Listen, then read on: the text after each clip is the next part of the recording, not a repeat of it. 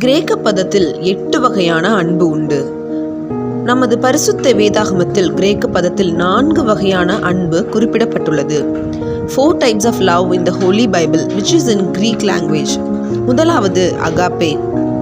யோவான் 3:16 சொல்லப்பட்டிருக்கிறது, தேவன் தம்முடைய ஒரே பேரான குமாரனை விசுவாசிக்கிறவன் எவனோ அவன் கெட்டு போகாமல் நித்திய ஜீவனை அடையும்படிக்கு அவரை தந்தருளி இவ்வளவாய் உலகத்தில் அன்பு கூர்ந்தார். Unconditional love, perfect, pure and sacrificial love, அதாவது தன்னலமற்ற தியாகமான மாசற்ற புனிதமான அன்புதான் அகாப்பே லவ். இரண்டாவது ஸ்டார்கி. யாத்ராகமம் 20:12 சொல்லப்பட்டிருக்கிறது, உன் தேவனாகிய கர்த்தர் உனக்கு கொடுக்கிற தேசத்திலே உன் நாட்கள் நீடித்திருப்பதற்கு உன் தகப்பனையும் உன் தாயையும் கனம் பண்ணுவாயாக. அதாவது ஃபேமிலி லவ், தந்தை வழி பெற்றோர் பாசம். மூன்றாவது எரோஸ். 1 கொரிந்தியர் 7:4 சொல்லப்பட்டிருக்கிறது, மனைவியானவள் தன் சுய சரீரத்திற்கு அதிகாரி அல்ல, புருஷனே அதற்கு அதிகாரி. அப்படியே புருஷனும் தன் சுய சரீரத்திற்கு அதிகாரி அல்ல, மனைவியே அதற்கு அதிகாரி. So sensual and romantic love தான் இரோஸ், அதாவது காம காதலை குறிக்கும். திருமணத்திற்குள் இரோஸ் அன்பினை பெற முடியும். நான்காவது ஃபிலேயா.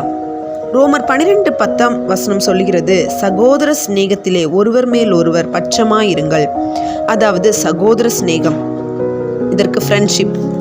இவ்வாறு 4 வகையான அன்பு வேதாகமத்தில் குறிப்பிடப்பட்டுள்ளது. இதில் தேவனிடமிருந்து வரக்கூடிய unconditional, pure and perfect sacrificial agape லவ்வை நாம் தெரிந்து கொள்ள வேண்டும். எப்படி தேவன் நம்மிடம் அகாப்பே அன்பை வெளிப்படுத்துகிறாரோ அதே போல நாமும் உண்மையான மாசற்ற அன்பினை வெளிப்படுத்த வேண்டும். அது எப்படி வெளிப்படுத்த முடியும்? அதன் தன்மைகளை வேதாகமத்திலிருந்து அறிந்து கொள்வோம்.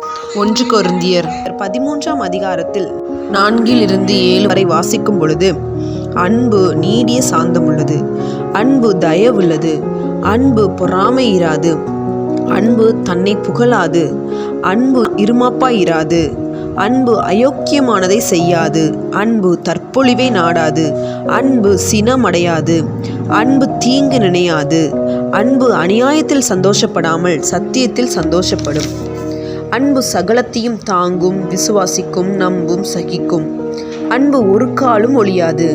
ஸோ நாம் எந்த வகையான அன்பினை பின்பற்றுகிறோம்? நம்மிடம் இப்படிப்பட்ட குணநலன்கள் உள்ளதா என்பதை சற்று சிந்திப்போம். God bless you.